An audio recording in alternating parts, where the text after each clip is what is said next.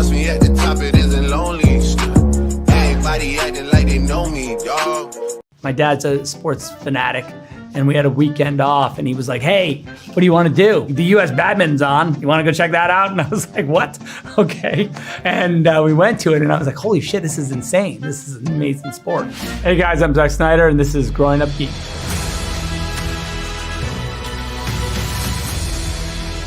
The first thing that just consumed me probably in 1977 was Star Wars. That's where I got my love of movies, and my mom bought me a Super 8 movie camera because I kept bugging her. You know, just started shooting a bunch of stop action animation films with my Star Wars characters. I would build some big sets for them. I remember really being obsessed with the Millennium Falcon. Millennium Falcon from Kenner's Star Wars The Empire Strikes Back collection. And would do a lot of shots of the Falcon in my garage flying. I got a couple really great shots, I gotta be honest. It's all a lot of simple tricks and nonsense. As I grew sort of in my love of cinema, my director heroes kind of changed. I was always a big Brian De Palma fan. Say hello to my little friend. And always a huge Scorsese fan. Go fuck your mother. And Paul Verhoeven, of course, I was a big fan of, Total Recall. I was just obsessed with Schwarzenegger. I thought he was amazing. No shit.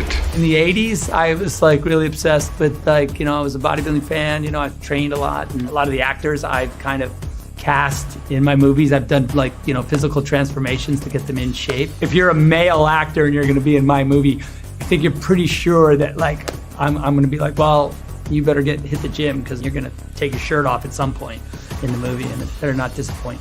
I think it just comes from my love of the golden age bodybuilders like Frank Zane or Serge Nubret, who's basically my favorite bodybuilder. Schwarzenegger, of course, Franco Columbo, those guys. But it has influenced the movies in a huge way. Look at 300 and Superman, and Manhattan.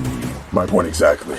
I just really did get slightly obsessed with just sort of fantasy detail. I just thought that was a really cool thing. Sid Mead also became a really big inspiration to me. I ended up going to Art Center College of Design, and turns out Sid Mead also went to Art Center, so there was a cool connection for me when I finally got there, and them saying oh, Sid Mead was here. I was like, what the?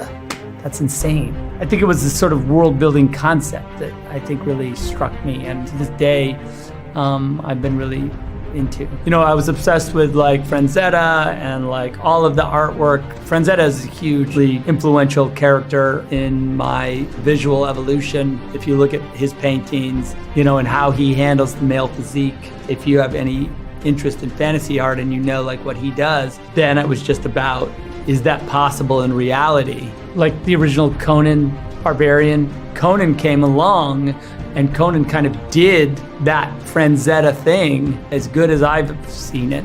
It's probably credit Franzetta to my obsession of the real life characters that real life physiques that could do that. Mostly it's because of the drama that Franzetta could put in the paintings, sort of the world building he could do in a single frame. And so then when you go to make a movie, if you can make it look like Franzetta, then you've done a pretty good job. I think you're right. And I'm a badminton player. I've been playing badminton since the early 90s. I got a coach and started training, and now I'm an ambassador to the US Olympic badminton team. And badminton happens to be the fastest racket sport in the world. If you want to play it at that level, absolutely the game's there for you, but it also can be a game that you can play on the first day. It's amazing fun. Thanks for watching Growing Up Geeked, and I really want you to check out Army of Thieves, only on Netflix. Ready, set, and